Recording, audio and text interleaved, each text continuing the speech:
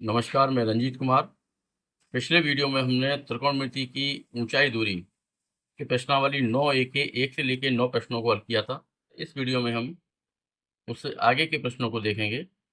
प्रश्न नंबर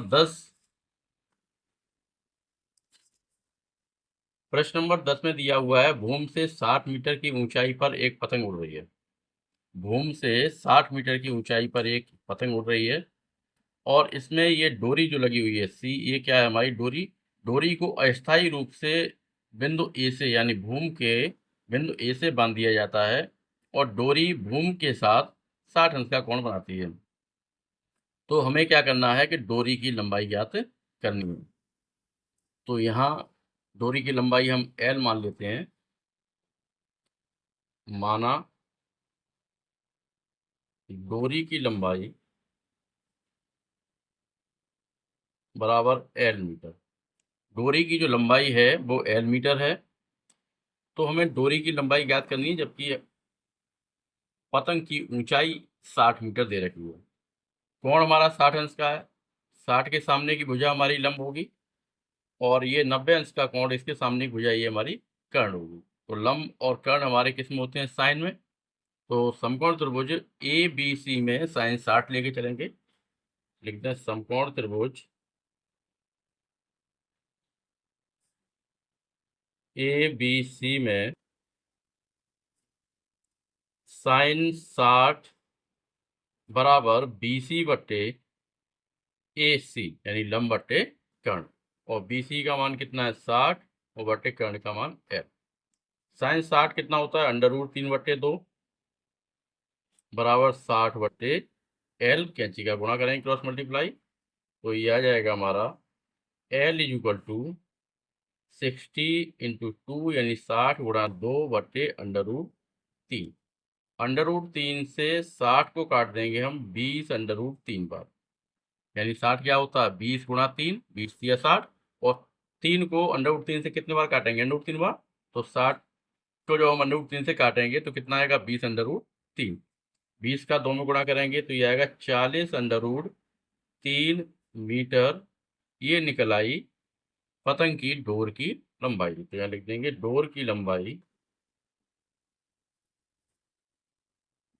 बराबर 40 √3 मीटर। ये हमारा आंसर हुआ। प्रश्न नंबर 11 में दिया है कि एक हवाई जहाज के एक ओर स्थित दो गांवों के उन्नयन कोण 45 और 60 देखे गए, जबकि दोनों गांवों के बीच की जो दूरी है वो हमारी 2 किलोमीटर है। तो हवाई जहाज की ऊंचाई ज्ञात कीजिए। हवाई जहाज की ऊंचाई हम h मान लेते हैं और ये दो गांव हैं, इनके बीच की दूरी कितनी है? 2 किलोमीटर। दोनों गांव ए और डी, दो गांव हैं, एक ए गांव और एक डी गांव, और ये है हवाई जहाज। बिंदु सी पर हवाई जहाज उड़ रहा है, ए और डी पर दो गांव हैं। इनके अवनमन कोण, ऊपर से कोई जब नीचे देखता है तो अवनमन कोण कितने हैं? 45 और 60। ये ध्यान रखना पड़ेगा कि जो कोण बड़ा है वो हमारा इस हवाई जहाज की जो ऊंचाई है इसके पास होगा, और दूर वाला कोण कैसा होगा? कम होगा। जितना हम दूर जितना हम इस लाइन से दूर जाएंगे कोण हमारा कम होता जाएगा, और इस लाइन के जितना हम पास आते जाएंगे कोण हमारा बढ़ता जाएगा। तो ये ध्यान रखना है। ये कोण हमारा 60 और ये 45 अवनमन कोण है, तो ये ऊपर से देखने पर बनेगी, यानी ये कोण 45 बनेगा, तो ये कोण 45 हो जाएगा, और ये वाला कोण 60 पूरा, तो ये कोण भी हमारा 60 हो जाएगा। यहाँ से यहाँ तक की दूरी हम x मान लेते हैं। तो हमें क्या करना है? h का मान ज्ञात करना है। यहाँ लिखेंगे माना हवाई जहाज की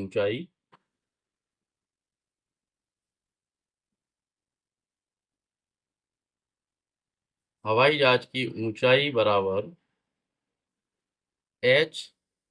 दूरी हमारी किलोमीटर में है तो आंसर इसका भी हम किलोमीटर में निकाल लेंगे, तो h किलोमीटर मान लेते हैं। और बी डी ये हमने x मान ली। बी और डी के बीच की दूरी क्या हमने मान ली? एक्स। दो समकोण त्रिभुज बनेंगे, एक 60 कोण वाला यानी डीबीसी और दूसरा 45 कोण के लिए ए बी सी। दोनों समकोण त्रिभुज लेंगे, लिखेंगे समकोण त्रिभुज डीबीसी में tan 60 बराबर BC बट्टे BD।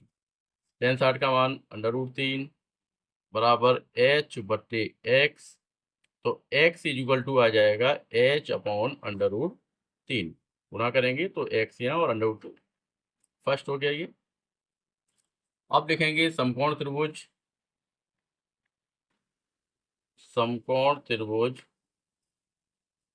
ABC में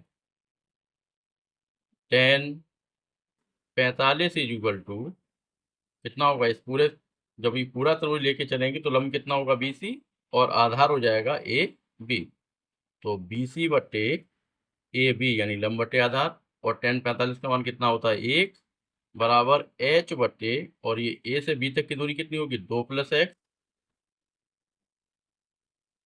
क्रॉस मल्टीप्लाई कर देंगे तो ये आएगा 2 + x equal to H। Equation second. अब क्या करेंगे, समीकरण फर्स्ट से x का मान सेकंड में रखेंगे। x का मान समीकरण सेकंड में रखने पर x का मान समीकरण सेकंड में रखेंगे तो ये हो जाएगा 2 + h अपॉन √3 बराबर h वाली संख्या पश्चांतर करेंगे तो 2 equal to h minus h upon √3। तो 2 बराबर एलसीएम हो जाएगा √3, कितना होगा √3h माइनस h, गुणा कर दें तो ये जाएगा 2√3 इक्वल टू h कॉमन कोष्टक में √3 माइनस 1।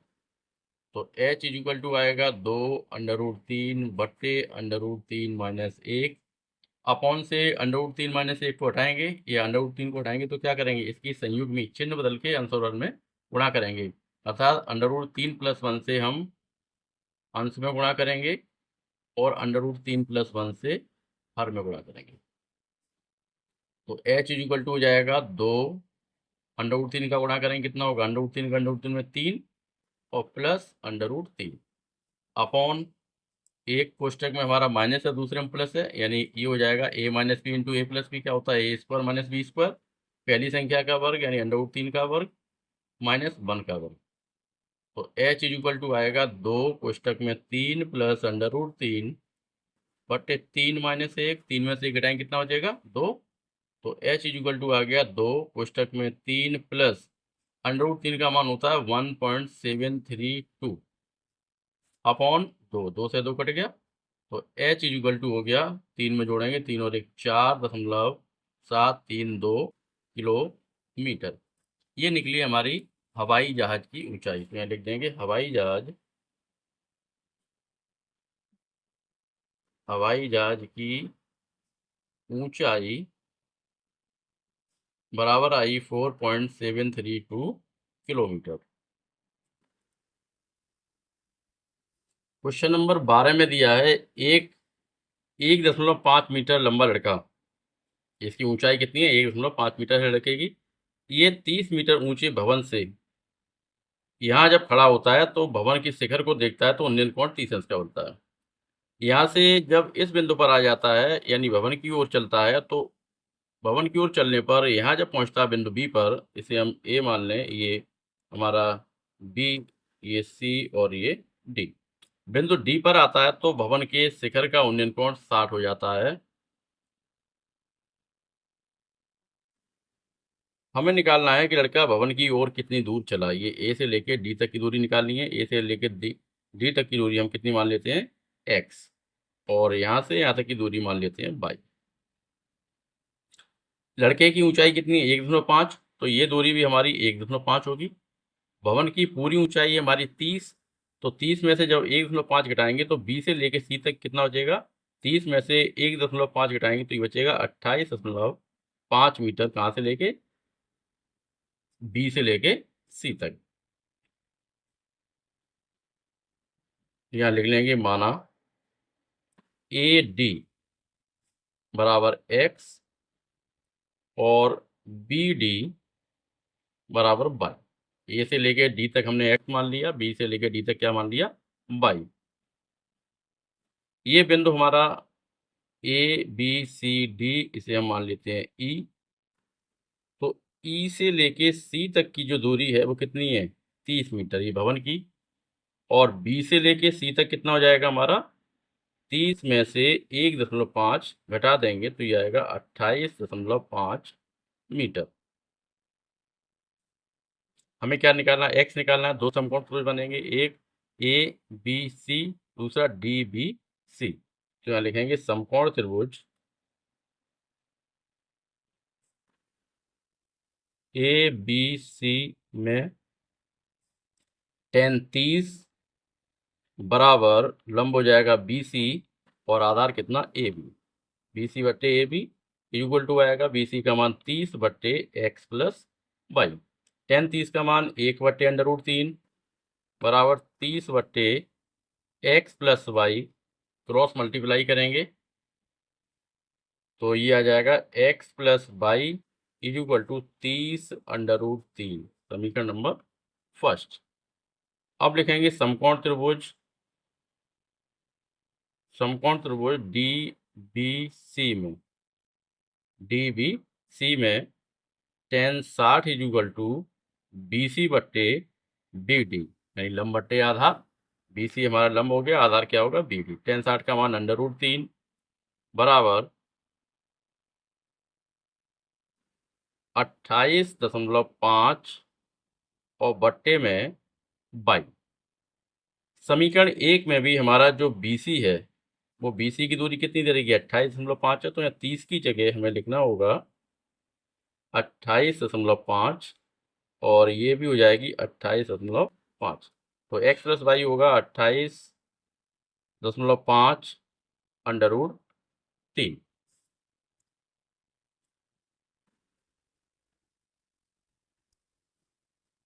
तो बाई इक्वल टू आएगा 28.5 बट्टे √3। बाई का मान समीकरण फर्स्ट में रखने पर तो x प्लस 28.5 बट्टे √3, बाई का मान रख दिया और बराबर 28.5 √3। संख्या पक्षांतर करेंगे तो x इक्वल टू जाएगा 28.5 √3 माइनस 28.5 बट्टे √3 इक्वल टू 28.5 हमने कॉमन निकाल लिया। कोष्टक में एलसीएम हो जाएगा √3, √3 का √3 में गुणा होगा, कितना हो जाएगा, 3 माइनस 1। तो बराबर लिखेंगे 28.5 गुणा 3 में से घटाएंगे कितना, 2 बट्टे √3। √3 का ऊपर नीचे गुणा करेंगे जिससे कि यह हट जाएगा। तो कितना होगा 28.5 गुणा 2 गुणा √3 बट्टे में √3 गुणा √3। √3 से क्या कर दिया, अंश और हर में गुणा कर दिया। √3 का √3 गुणा करेंगे कितना हो जाएगा, 3। तो ये इक्वल टू हो जाएगा 28.5 गुणा 2 गुणा √3 और बट्टे में 3। 3 से ये डिवाइड हो जाएगा, 3 दूनी 27 और 3 पंजे 15। तो आंसर आ जाएगा 19। 9.5 का 2 में गुणा करेंगे कितना आएगा, 19.5 वो 19.0 √3, यानी x इक्वल टू आ गया 19 √3 मीटर। प्रश्न नंबर 13 में दिया है कि एक अपूर्ण मंदिर ए बी सी, यानी बी सी जो है वो क्या है, एक अपूर्ण मंदिर है, मतलब पूरा नहीं हुआ है अभी। तो इसके अपूर्ण मंदिर क्या करें, मंदिर से 30 मीटर की दूरी पर यहाँ से जब खड़े होकर इसके शिखर को देखते हैं तो कोण हमारा कितने का बनता है, 30 अंश का। हमें ये बताना है कि इस मंदिर को कितना और ऊंचा कर दिया जाए कि इसी बिंदु से इसे देखने पर इसका कोण 45 हो जाए। तो हमने मान लिया कि इसे हम h ऊंचा और उठा दें तो ये कोण हमारा कितना हो जाता है, 45। ए से बी तक की दूरी हमारी 30 मीटर दे रखी है और बी से सी तक की दूरी हम x मान लेते हैं। हमें किसका मान निकालना है, h का। यहाँ लिखेंगे माना मंदिर h मीटर और ऊंचा किया जाए, यानी h मीटर और ऊंचा किया जाए, जिससे कि कोण बिंदु ए पर कितने का बन जाए, 45 अंश का। दो समकोण त्रिभुज बनेंगे, ए बी सी और दूसरा A B D.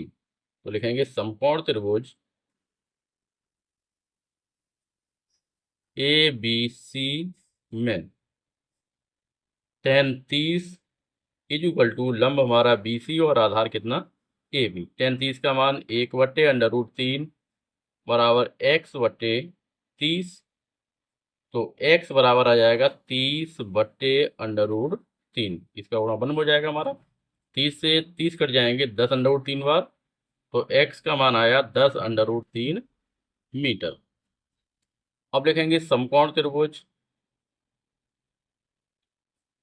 A B C में, ए बी सी में हमारा कोण कितने का, 45, और लंब हो जाएगा हमारा बी डी और आधार कितना, ए बी। तो tan 45 is equal to B D बट्टे ए बी। tan 45 का मान कितना होता है, 1 बराबर बी डी कितना होगा, x प्लस एच और बट्टे ए बी का मान 30। गुणा करेंगे तो ये आएगा 30 is equal to X plus H. X का मान हमने कितना निकाला, 10√3। तो एक्स की जगह कितना लिखेंगे, 10√3। तो ये हो जाएगा 30 is equal to 10√3 plus H. तो एच बराबर आएगा 30 माइनस 10√3। √3 का मान है हमारा 1.73। तो H is equal to 30 minus 10 गुणा 1.73। 10 का गुणा करेंगे तो ये आएगा 30 माइनस 17.3, और 30 में से 17.3 घटाएंगे तो कितना बचेगा, 12.7 मीटर। यानी इतना ऊंचा मंदिर और कर दिया जाए तो बिंदु ए पर कोण कितना हो जाएगा, 45 अंश। प्रश्न नंबर 14 में दिया है कि 7 मीटर ऊंचे भवन से एक टावर के शीर्ष का उन्नयन कोण, यहाँ से भवन के शिखर से देखें तो टावर के शिखर का जो उन्नयन कोण है वो हमारा 30 अंश है। उन्नयन कोण कितना है, 30 अंश। अगर शिखर से इसके पैर, पाद यानी बिंदु बी को देखते हैं तो जो अवनमन कोण बनता है वो कितने का बनता है, 45 अंश का। तो ये कोण भी हमारा 45 हो जाएगा।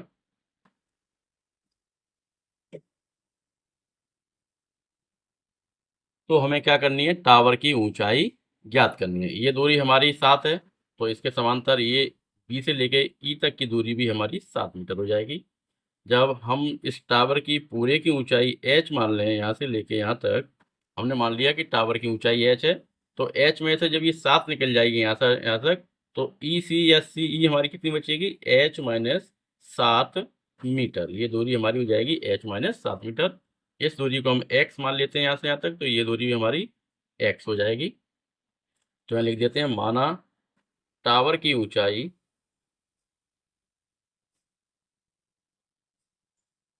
बराबर h मीटर और ए बी बराबर डी ई बराबर x मान लिया, और ए डी बराबर बी ई कितना है, 7 मीटर, यानी ये दोनों हमारे 7 मीटर हैं। तो सी ई कितना होगा, h माइनस 7 मीटर। दो समकोण त्रिभुज बनेंगे, एक हमारा डी ई सी और दूसरा डी ए बी। तो लिखते हैं समकोण त्रिभुज बी ए डी में, समकोण त्रिभुज बी ए डी में कितना, tan 45 इज इक्वल टू लंब हमारा ए डी बट्टे आधार कितना, ए बी, यानी लंब बट्टे आधार। tan 45 का मान 1 बराबर 7/x। गुणा करेंगे तो x बराबर कितना आएगा, 7 मीटर। यानी भवन और मीनार टावर के बीच की दूरी कितनी निकल आई हमारी, 7 मीटर। अब लिखेंगे समकोण त्रिभुज डी ई सी में tan 30 बराबर सी ई बट्टे डी ई। tan30 का मान 1/√3 बराबर h-7/x। क्रॉस मल्टीप्लाई कर दें तो x इक्वल टू आ जाएगा h-7 और इंटू √3।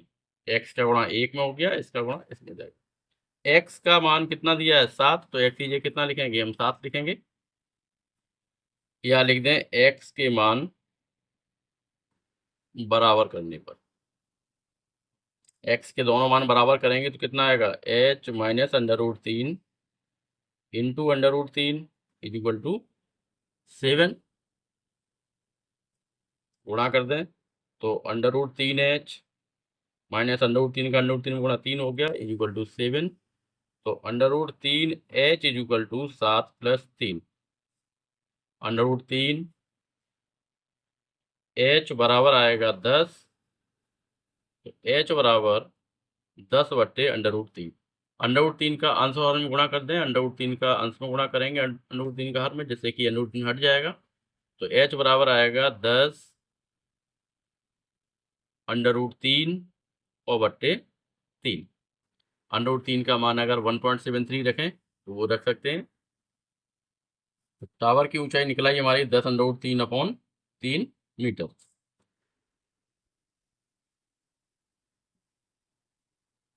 प्रश्न नंबर 15 में दिया है कि एक इमारत पर जो प्रकाश स्रोत है, उस नाव से इस प्रकाश स्रोत को देखने पर जो उन्नयन कोण बनता है वो हमारा 30 अंश का बनता है।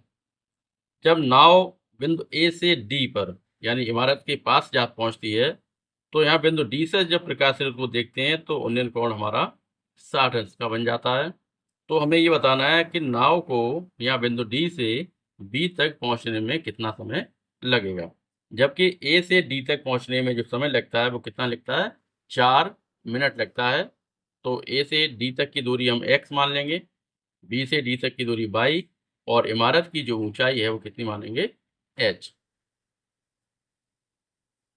माना बी सी बराबर h, ए डी x और बी डी y।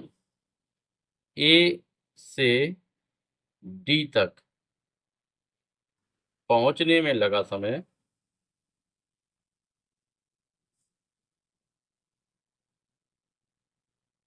बराबर 4 मिनट।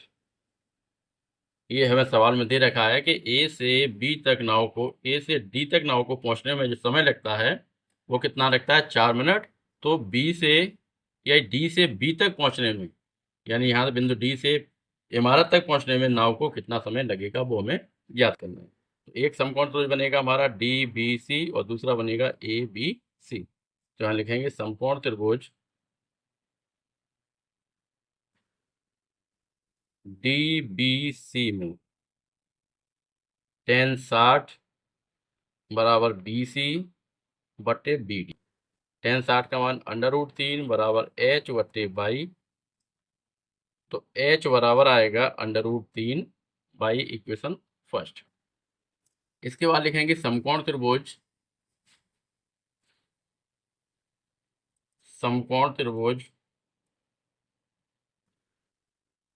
ए बी सी में tan 30 बराबर लंब हो जाएगा हमारा बी सी और आधार कितना, ए बी, यानी बी सी बट्टे ए बी। तो ये हो जाएगा tan 30 का मान 1/√3 बराबर h बट्टे हो जाएगा हमारा x + y, h बट्टे x + y। तो h इक्वल टू कितना आएगा, x + y और बट्टे √3। इसका हम इधर गुणा कर देंगे तो h का मान आएगा x + y बट्टे √3। अब यहाँ लिखेंगे h के मान बराबर करने पर, h के मान क्या करेंगे, बराबर करेंगे। तो ये आ जाएगा √3 y बराबर x + y बट्टे √3। h का मान एक हमने निकाला था √3y, h बराबर √3y। और दूसरा h बराबर एक्स प्लस वाई बट्टे √3, दोनों को बराबर करेंगे तो √3y बराबर एक्स प्लस वाई बट्टे √3, क्रॉस मल्टीप्लाई कर देंगे। √3 का √3 में कितना हो जाएगा, 3y बराबर एक्स प्लस वाई, वाई को पसंद करेंगे तो 3y में से एक y घटेगा, कितना बचेगा, 2y बराबर एक्स। 2y बराबर एक्स आ जाएगा और y बराबर कितना आएगा, एक्स बट्टे 2। अब हमें जो दूरी निकालनी है, जो समय निकालना है, वो कितना निकालना है, बाई दूरी में लगा समय हमें ज्ञात करना है कि बाई दूरी को तय करने में कितना समय लगेगा, जबकि एक्स दूरी को तय करने में कितना समय लगता है, 4 मिनट। तो यहाँ लिखेंगे एक्स दूरी तय करने में लगा समय बराबर 4 मिनट। एक दूरी यानी 1 मीटर हो सकती है, सेंटीमीटर हो सकती है, किलोमीटर हो सकती है, तो दूरी को तय करने में कितना समय लगेगा, कम समय लगेगा। और कम के लिए क्या करेंगे, भाग देंगे, तो 4 बट्टे एक्स हमें निकालनी है, क्या, बाई दूरी तय करने में समय लगेगा। बाई दूरी तय करने में समय कितना लगेगा, ज़्यादा लगेगा, तो 4 बट्टे एक्स गुणा बाई, और बाई का मान कितना है हमारा, एक्स बट्टे 2, तो 4 बट्टे एक्स गुणा एक्स बट्टे 2, एक्स से एक्स कट जाएगा, 2 से 4 कट जाएगा 2 बार, तो बाई दूरी तय करने में जो समय लगेगा वो कितना लगेगा, 2 मिनट। यानी नाव को इमारत तक पहुंचने में जो समय लगेगा वो 2 मिनट लगेगा। यहाँ लिख देंगे, नाव को बिंदु डी से बी तक पहुंचने में लगा समय बराबर 2 मिनट। नाव को बिंदु डी से बी तक पहुंचने में 2 मिनट लगेंगे।